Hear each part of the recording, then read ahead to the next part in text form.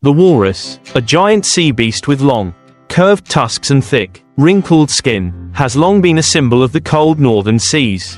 The walruses sprawl on the ice, huddled together in heavy breathing and echoing growls. Their bloodshot eyes glisten with the ancientness of the ocean, and when they cry out, the deep sound seems to echo from a world that has never seen human footsteps.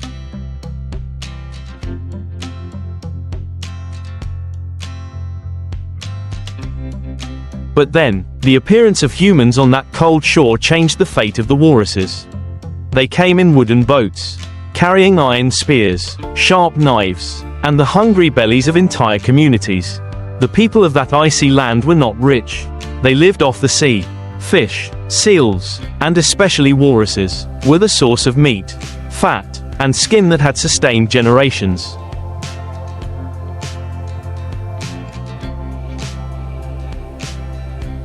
In the low hut made of wood and animal skin, a meal of walrus meat was a blessing, a warm moment in the bitter cold.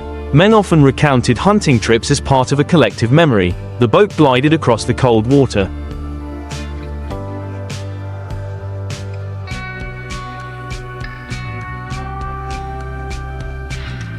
The sound of oars mixed with the pounding of their hearts, until they saw the silhouette of a walrus lying exposed. When the spear was launched, piercing the thick skin, a mournful roar rang out. The whole herd rushed into the sea in panic. The water splashed white. Blood dyed the surface of the waves red.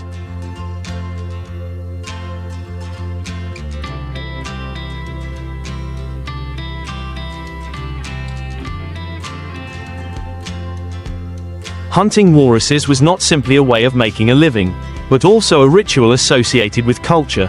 The elders of the village often sat telling their children that their ancestors knew how to make use of every part of the walrus: meat for eating, fat for cooking, oil to light the long winter, thick skin for making shoes and boats, tusks for carving into tools.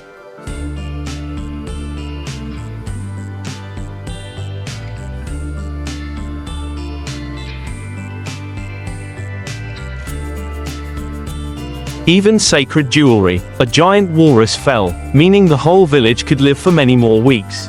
Cheers and songs resounded after each successful hunt, as a way to thank the sea and the gods, giving everything without asking for anything in return. There were hunting trips that failed. Sometimes the whole group rode back empty-handed.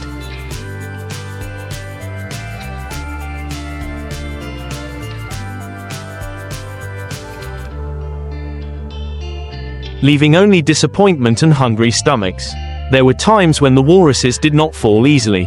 They struggled, tossing the boat over, causing many people to lose their lives in the cold water. People still tell the story of a young hunter whose chest was pierced by a walrus tusk.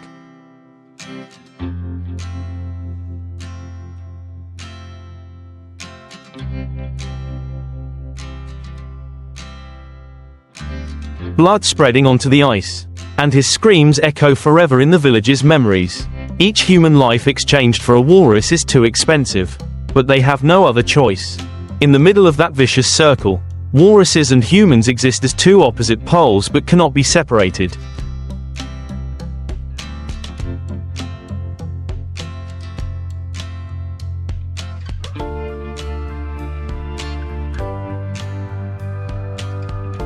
Walruses give humans life, while humans bring walruses death. In the sorrowful cries of sea beasts, perhaps there is also resentment, but at the same time, in the cheers of humans, there is also gratitude. The line between cruelty and survival is so fragile that it is difficult to distinguish.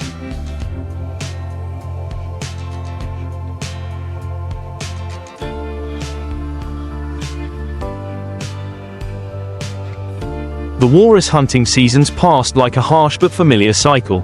The elders always reminded the young that, to survive in this place, one must respect the ocean and be grateful to the walruses, because they have nurtured the community for generations. However, in those stories passed down through generations, there is still a shadow of conflict, compassion for the large.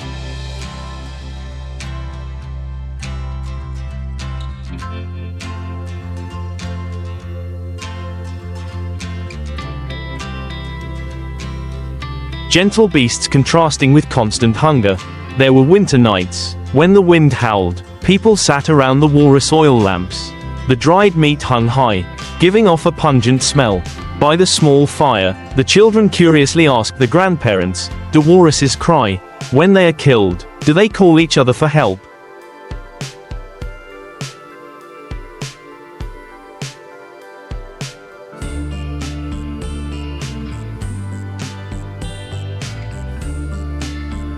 The old man just shook his head, his eyes deep, then replied softly, "They are just like us. Knowing fear, knowing pain, but the sea has given them to us. We must accept them, otherwise, this cold will take the lives of the whole village." That answer quietly etched itself into the children's memories, planting the seeds of an obsession that would follow them into adulthood. When the boats returned from a successful hunt, the scene on the shore was a picture both fierce and tragic. Giant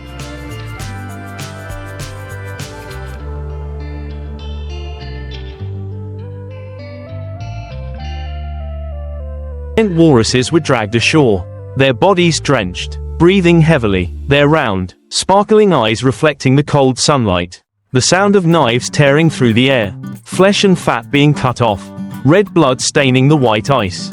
The laughter of children mixed with the groans of the animals that were still breathing.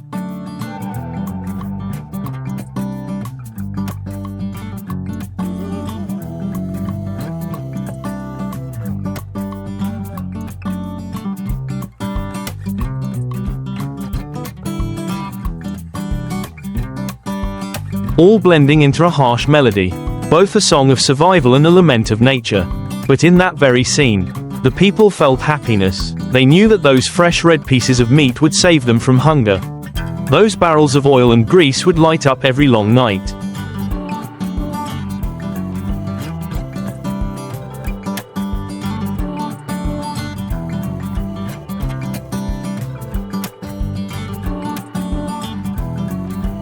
Chasing away the eternal darkness of the polar winter.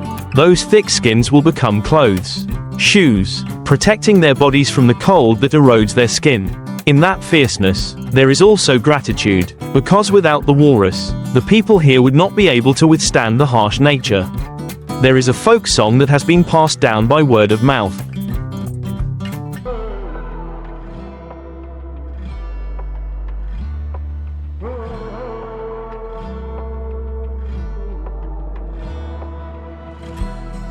Often sung on nights after a hunting trip. The lyrics are neither lively nor sad, but simply like a whisper. "O walrus, you gave me life. I bow my head in gratitude. Your blood is as red as mine. Your flesh is as warm as my skin. When the wind blows, when the ice cracks, I will come to you again. Please forgive me, because if not, my child will have no tomorrow."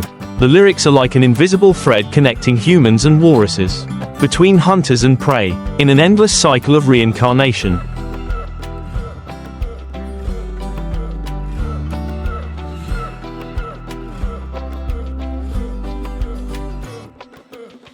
And then, in the vast silence of the ice, both humans and walruses are just creatures struggling to hold on to life.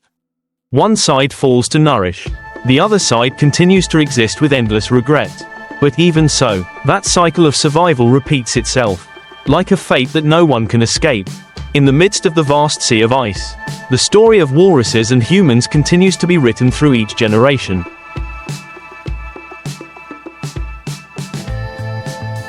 As the sun gradually disappeared behind the horizon, the sunset dyed the beach red. The giant whale carcass stood tall in the middle of the village like a dark mountain. The smell of blood, fat and salt mixed with the sea breeze, clinging to everyone's skin and clothes. Children played around, not afraid but laughing, seeing the scene as a giant game, while adults worked hard, because they knew that if they did not take advantage of the whale while it was still fresh, each part of the meat and fat would quickly spoil. Sharp knives swung up and down. The sound of collision echoed mixed with the sound of the waves.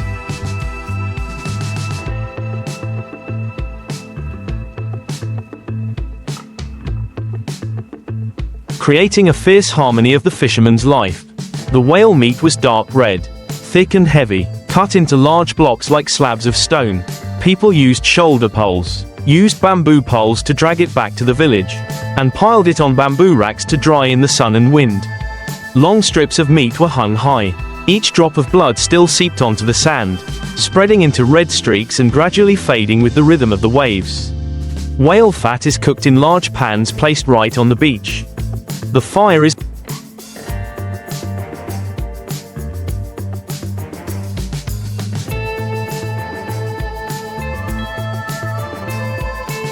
blazing. Black smoke is billowing into the sky. The pungent smell is spreading throughout the space. The woman stands stirring. Each drop of clear fat flows into the jars, sparkling golden under the sunset.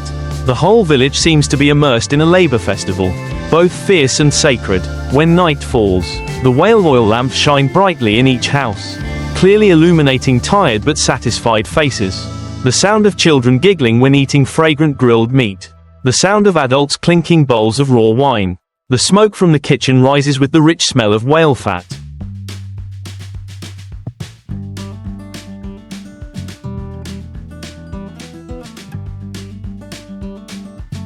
The elderly tell stories from their ancestors' time, hunting trips by dugout canoe, when they only had wooden spears and ropes woven from tree bark, but still dared to confront giant whales offshore.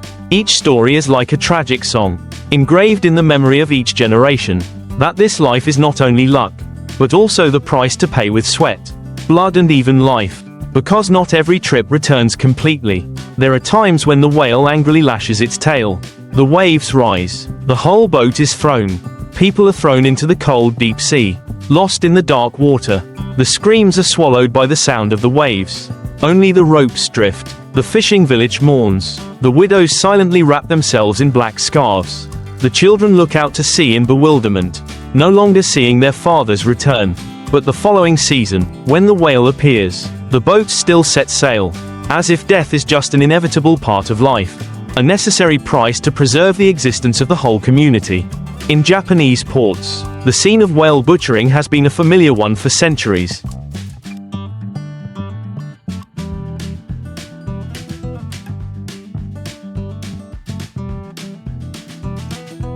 When a giant whale is brought ashore, the harbor is crowded with people. The atmosphere is both bustling and tense. The whale, as big as a mobile building, lies across the wharf, its flesh glistening in the sunlight. The fishy smell is strong, spreading throughout the coastal market street.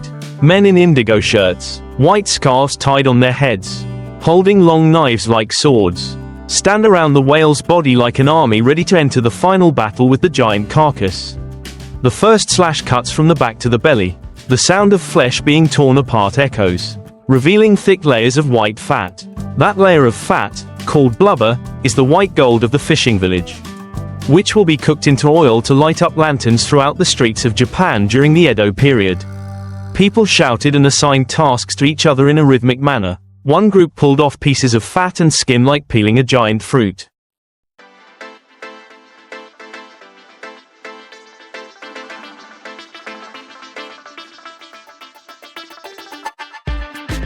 Another group chopped up chunks of dark red meat.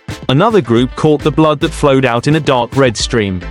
The whole harbor echoed with the murmur of labor, the sound of knives, the sound of ropes being pulled, mixed with cheers. The whale was divided into parts, each with its own value. The red meat was cut into slabs, loaded onto carts and taken to the market, where it would become a nutritious dish for poor fishermen or offered to lords. The whale tongue, huge, soft and fatty, was separated, considered a delicacy reserved for rare feasts. The skin and fat were cut into thick slabs, stacked high like a pile of firewood, then boiled into oil. The bones and tendons were dried, used to make tools, make boat frames, and even grind into decorations. No part is wasted, because every piece of meat, every drop of fat is the sweat and effort of an entire fishing village.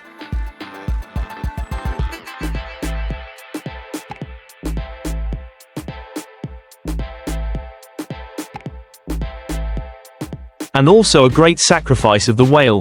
The scene of butchering is not just a job, but also a ritual. In many Japanese villages, after the whale is killed and butchered, people hold a ceremony to pray for its soul, called Kujira Kuyo. Children, women, and fishermen gather in front of the shrine, burn incense, offer flowers, and read Buddhist scriptures, praying for the whale's soul to be liberated. They believe that the whale is a sacred animal, sometimes called Ebisu of the sea, the god of luck. Therefore, after the fierce stabs, there is solemn silence, as a way to atone, as an acknowledgement that human survival is always linked to the death of other great creatures.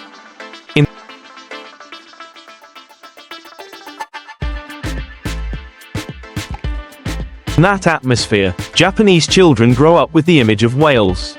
They followed their father to the port, watching the skilled workers standing on the whale's back, their shiny knives slashing, pulling out dozens of kilograms of red meat. For them, it was not a terrible thing, but a part of life, a pride that their village was strong enough to defeat the ocean monster.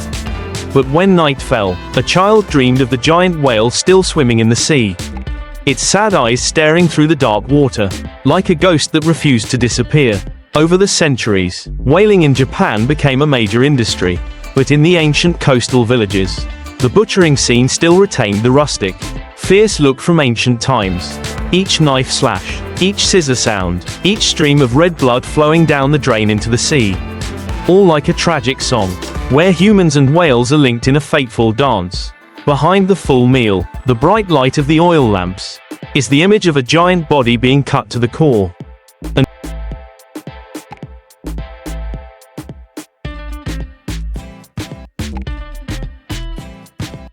And behind that is the haunting image that never disappears in the hearts of those who directly put the knife into the flesh of the giant whale. When the whale has been secured to the wharf with ropes as thick as arms, the entire team of fishermen begins the butchering process with the rhythm of a giant orchestra. The main worker, usually the most experienced, holds a long knife called a roshi bocho, a thin but sharp blade, steps on the whale's back and makes a long, straight cut. The sound of the knife cutting through the thick skin is terrifying. Like tearing a giant piece of cloth, revealing the white fat underneath. Two other women immediately jump in, using an iron hook to insert into the edge of the skin and shouting loudly. The whole group pulls together, the skin and fat as thick as a hand separate like a heavy carpet, sliding down onto the wet wooden deck.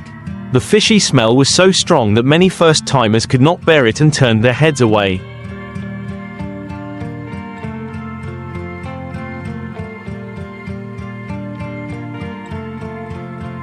But to veteran fishermen, it was the smell of plenty, the smell of bright oil, the smell of life. Whale blood flowed out in thick red streams, pouring into the wooden ditch leading to the sea, staining the water near the pier a dark, terrifying color. Children stood at a distance, eyes wide open, both curious and amazed, watching each piece of bright red meat being cut off, so heavy that it took 3 or 4 people to lift it.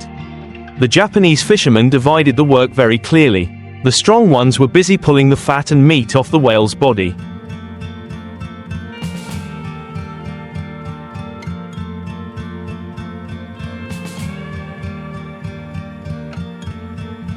Using iron hooks to grab each block, their backs stiff and sinewy. The sharp-eyed, skillful ones cut the meat into square blocks, for easy transport and preservation. Some others were busy cutting the tongue, as big as a small boat.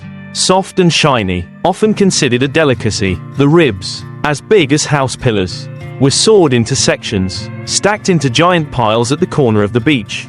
Everything worked in unison. No one stood still. Everyone was immersed in the fishy smell, in sweat and blood. Sounds echoed from everywhere. The fap, fap sound of knives, the screeching sound of saws on bones, the screeching sound of ropes, the rhythmic shouts of the pulling team, the whistling sound of the sea breeze, all blended together into a chaotic song of life and death. The entire harbor was transformed into a giant open-air factory, where the whale, the great creature of the ocean, was broken down into hundreds of different parts.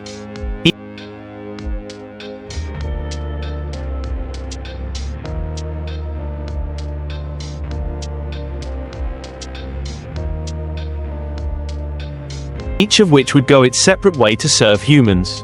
The whale blubber, when separated into thick, heavy sheets, was stacked up as high as a person's head. These sheets of blubber would be taken to the oil furnaces, where they were boiled in giant iron pots until they melted into a golden stream. The fire crackled under the furnace. Black smoke billowed into the sky. The smell of burning fat spread far and wide, seeping into hair and clothes. The melted oil was stored in wooden barrels, ready to be transported everywhere, to light up lanterns in the city, to light fires in temples, or to illuminate the desks of samurai writing letters at night. The red meat was divided into many types. The best, less fatty, and tender parts were usually reserved for the market, where housewives bought him to make soup or roast for the main meal. The